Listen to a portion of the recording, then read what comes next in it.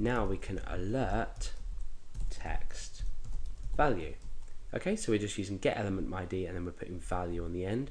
So let's just test if that works. Let's refresh. We'll type in test, click submit, and it's not working. So let's go back and see what we might be doing wrong. Perhaps if we change the value of this, so I could say insert text, say insert text.value, let's refresh that, type in test, click submit, no, nothing. Okay, let's try var, and let's try and refresh, test, submit, no. Oh, I think I can see the problem. We need to change this to ID as opposed to name because we're getting element by ID. So let's change this back to text just to keep things simple. We can also change that back to text there, and we can remove that. We don't need to declare it as a variable. So let's try and refresh and see if this works. Hopefully it does, then we can proceed with our code. No, it hasn't. So let's just go back to how we were. So ID insert text and insert text. Okay, so let's come and refresh, test, no. Okay, well I can see the problem. I need document.getElement by ID, obviously.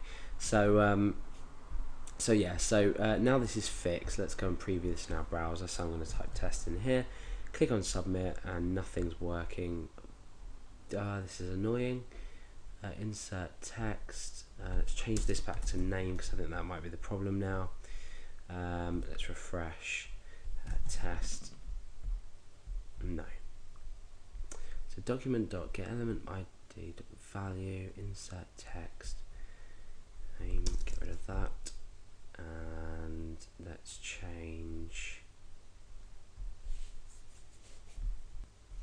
let's see if that works.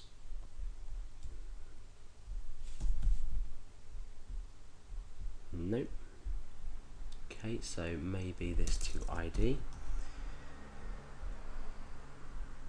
Let's refresh, and A or W or something. Okay, so right, I wish I was better at JavaScript, but I'm really not, so please forgive me for that. Okay, so there's probably lots of you screaming at the screen at that point, telling me what I was doing wrong. So now we've tested our value. We know how to get our value. Eventually, we've got this element by ID insert text. I'm actually going to change this back to text now because I'm going to keep things simple for the purposes of the tutorial. So again, whatever we type in here, we just display to the screen in the text box. For now, that's just for testing purposes. So let's get rid of that. After all that hard work, let's get rid of it. Okay, so now let's go into creating our Ajax itself. So the first thing we want to do is we want to say, let's come in here and say if window dot, and we basically need to specify for different types of browsers which method we're going to use to create our XML HTTP variable, or rather what we're going to set it to. So we say if window.xml HTTP request, and then we come down and we do something if that's true. Otherwise we do something if that's false. So what would we do if it's true? Well, we set a variable called XML HTTP equal to a new XML HTTP request. So essentially what we're doing is we're checking for this first inside the window, and then we're creating it if it's true. So that's just for different browser support.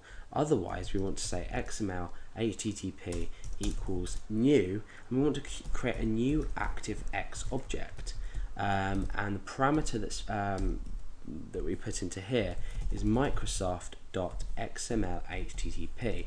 Now bear in mind while I'm writing this code that everything I'm writing is case sensitive. So for example, this XML HTTP request object is in capitals for XML, and then a capital H, small TTP, a capital R, and then the rest of request is small. So ensure that for everything you write inside of here, it's bear in mind that it's case sensitive. So if you end up with it not working, just double check the case next to what I've done.